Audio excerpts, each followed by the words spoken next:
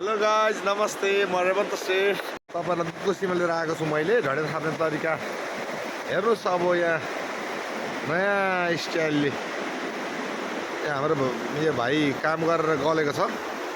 यो भाइ बसिरहेको छ यहाँ भाइ गलेको हो काम गरेर ए ल ठिक काम गरेर गलेको रहेछ ल उहाँ दाइले गर्दै हुनुहुन्छ उहाँ दाइ भाइ ल है हेरौँ है ढडिया नयाँ नयाँ स्टाइलको ढडिया छ यो चाहिँ ढडियाको लोकेसन चाहिँ यहीँ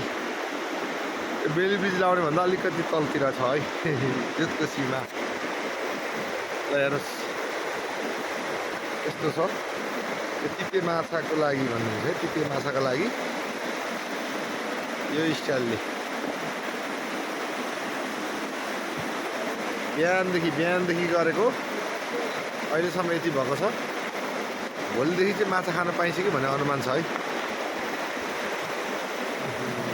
ल हेर्नुहोस् है हजुर सबैजनाले ल फाइनल्ली लास्टमा अन्तिममा अब अन्तिम हुनु लागेको छ फाइनल्ली अन्तिममा लाउने ढडिया चाहिँ यही हो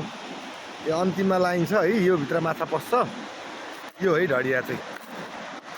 यहाँभित्र माछा पस्छ बिहान आउने अनि निकाल्ने